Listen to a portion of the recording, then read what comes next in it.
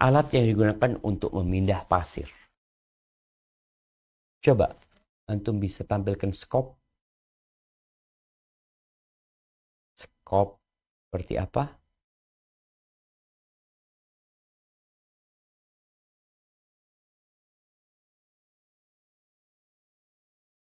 Nah, itu skop. Terus antum coba tampilkan beliung. Beliung. Kita bisa lihat ya perbedaan skop sama beliung. Jadi sebenarnya kadangkala ini kurang tepat penerjemahannya. Jadi al-mi'wal itu alat lebih yang biasa digunakan untuk menghancurkan batu. Seperti yang tadi kita lihat gambarnya, itu mi'wal. Kalau skop ini mungkin seperti mijrofah yang untuk memindah pasir, ya, memindah tanah yang sudah hancur, baru menggunakan skop. Jadi ini yang perlu diperbaiki. Jadi mana tadi skop, ada banyak. Lalu beliau mengambil skop diganti beliung.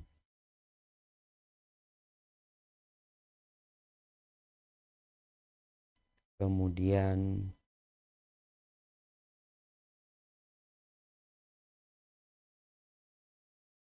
tanah yang sangat keras tidak bisa digali dengan cangkul.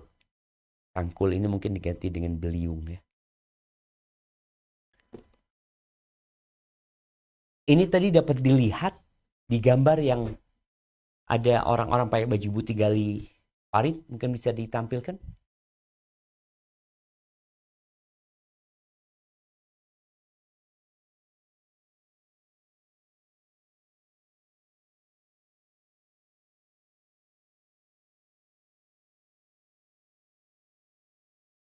Nah,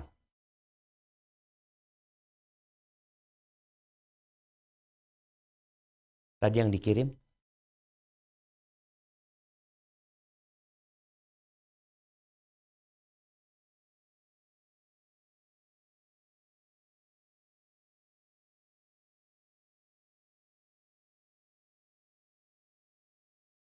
Belum muncul di sini. Ya, ini nggak bisa di fullin. Oke, kita lihat ya. Kita lihat itu gambaran tadi. Kira-kira batu yang berbagai macam alat tidak bisa menghancurkannya. Beliung, skop, cangkul. Yang akhirnya Nabi SAW turun. Beliau menggunakan mi'wal, beliung itu. Kemudian Rasul SAW mengatakan Bismillah.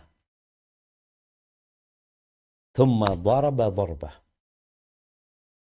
Waqal, lalu beliau mengatakan Allahu Akbar. Ketika dipukul itu, Nabi menyebutkan bahwasanya aku diberi perbendaharaan Syam ya. Kemudian setelah itu beliau mengatakan diberikan kepada aku Persia. Aku pun melihat saat ini istana-istana putih mereka. Lalu ketika beliau memukul yang ketiga, dan pada saat itu batunya hancur, Nabi SAW mengatakan, "Utitu mafatihal Yaman."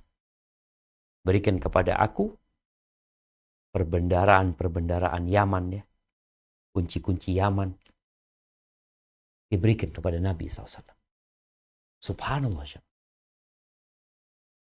Posisinya mereka belum tahu selamat atau tidak menghadapi sekutu-sekutu musyrikin.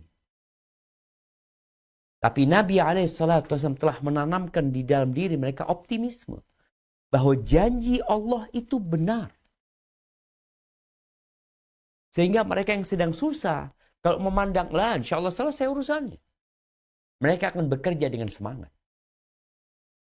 Tapi kalau pesimisme itu menimpa para sahabat, maka bagaimana mereka akan bekerja? Kalau jiwa mereka sudah dibalut dengan perasaan kita nggak akan menang. kita nggak akan dapat keluar dari masalah dan petaka ini. Muslim itu nggak boleh pesimis. Bukankah janji Allah benar? Fa inna ma'al usri yusra. Dan bagaimana Rasul SAW di saat para sahabat kelaparan, di saat mereka dikepung oleh pasukan musyrikin, Nabi SAW memberikan kabar gembira kepada mereka. Perjuangan ini harus dilanjutkan. Kalian tidak akan mati dalam peperangan ini. Kota Madinah tidak akan habis. Tapi kita harus berjuang untuk mempertahankannya. Dan untuk meraih cita-cita. Untuk mewujudkan mimpi menjadi kenyataan. Itu butuh perjuangan. Dan bagaimana Rasul SAW disebutkan turun, ikut dalam menyelesaikan perkara-perkara yang tidak dapat diselesaikan oleh para sahabat. Para sahabat datang mengadu kepada Nabi SAW. Tadi mereka punya peralatan, itu saja gitu. Karena Nabi SAW datang untuk membantu mereka. Nah, silakan dilanjutkan. Karena Madinah dikelilingi oleh gunung, tanah kasar yang berbatuan, dan kebun-kebun kurma di segala sudutnya, kecuali bagian utara, pasukan musuh sebanyak itu tentu akan menyerbu Madinah dari arah utara. Sebagai pemegang pucuk pimpinan militer, beliau tahu betul hal ini. Untuk itu, parit digali di bagian ini. Kaum muslimin terus-menerus menggali parit tanpa henti sepanjang siang. Sedangkan pada sore harinya, mereka pulang ke rumah menemui keluarga. Hingga penggalian parit menjadi sempurna seperti rencana semula. Sebelum pasukan paganis yang tak terkira sebanyaknya itu tiba di pinggiran Madinah. Barakallahu fikum. Jadi subhanallah. Tadi udah kita lihat gambarnya. Mungkin bisa ditampilkan kembali gambaran tentang kota Madinah. Sehingga kita dapat memahami kenapa paritnya ini tidak mengelilingi kota Madinah. Tadi, jadi kalau bicara gunung, gunung yang ada di dalam kota itu cuma satu, Jabal Sala. Kita lihat di dekat parit itu ada, bisa dibesarin. Yang di dekat paritnya, di dekat yang berwarna kuning, itu ada tulisan Jabal Sala. Itu satu-satunya gunung yang ada di dalam. Sisanya gunung itu di luar kota Madinah. Tadi disebutkan di arah selatan itu kiblat, arah Quba. Di situ ada pepohonan kurma. Di kanan dan kirinya di arah barat dan timur itu ada dua bebatuan hitam tadi, hasil dari Gunung Merapi, disebut Harra Waqim dan Harra Wabrah. Kalau sekarang dikenal dengan Harra Syarqiyah, Harra Gharbiyah, timur dan barat, yang dibuat di arah utara tadi. Di depan Gunung Sala. Jabal Sila atau Sala ya. Sila mungkin namanya. Seperti itu. Jadi di sanalah yang dibikin sehingga umat Islam tidak terlalu, ya bisa disebut tidak terlalu capek. Kalau mereka harus menggali sekeliling kota Madinah parit, sepertinya musuh sudah sampai dan parit belum selesai.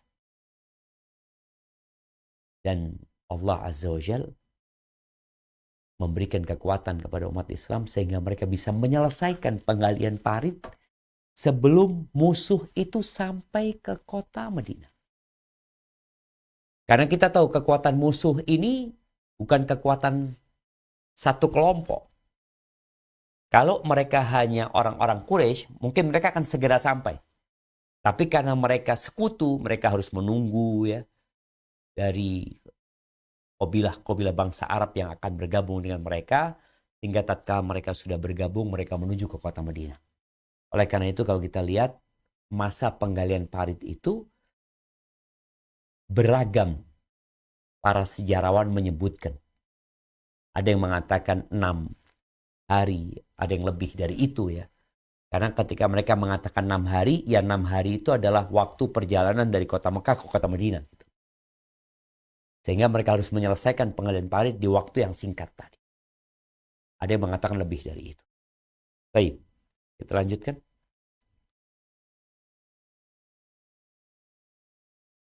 Kan sekutu yang berkekuatan 4.000 personil, 3 di Mujtama'ul Asyal, di daerah Rumat, tepatnya antara Juruf dan Za'abah. Sementara itu, Sabilah Ghatafan dan penduduk Najd yang berkekuatan 6.000 personil tiba di Zanab Naqomi di dekat Uhud. Iya, Allah ini berfirman, perlu diperbaiki ya. Pasukan sekutu yang berkekuatan 4.000 ini yang dimaksud adalah Quraisy. Jadi pasukan Quraisy. Quraisy 4.000 orang. Pasukan Quraisy. Tinggal di Mujtama' al-Asyal. Ini tempat kumpulnya banjir. Kemudian disebutkan Qabilah Ghatafan dan penduduk Najd yang mereka berkekuatan 6.000 personil. Mereka berada di dekat Uhud sana ya. Nah, dilanjutkan.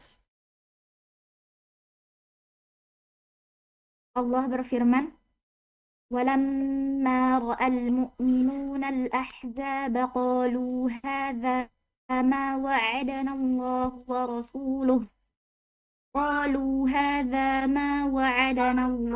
وَرَسُولُهُ وَصَدَقَ اللَّهُ وَرَسُولُهُ وَمَا زَادَهُمْ إِلَّا إِيمَانًا وَتَسْلِيمًا.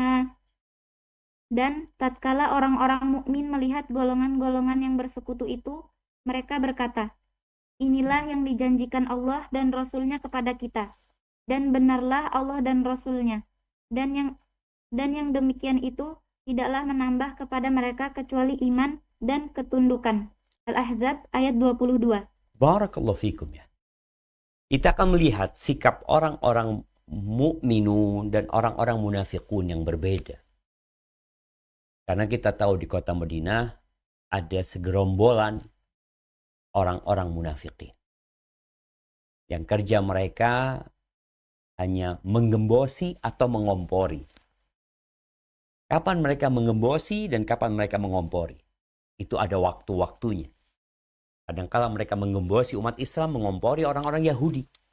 Itu yang dilakukan oleh orang-orang munafikin. Orang-orang beriman ketika melihat pasukan sekutu, mereka sebelumnya hanya mendengar.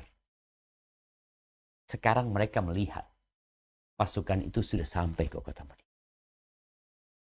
Tapi mereka nggak bisa masuk kota Madinah kan. Mereka melihat dari dalam kota Madinah pasukan musuh yang ini 4.000 orang. Bayangin ya. 4.000 orang dengan persenjataan lengkap. Dilihat lagi 6.000 orang dari Ghatafan dengan persenjataan lengkap. Apa yang terjadi dengan umat Islam? Mereka mengatakan hadza ma wa'adanallahu wa rasul. Inilah yang dijanjikan Allah dan Rasulnya kepada kita. Bukan kemenangan. Pasukan ini loh. Kita akan diserang.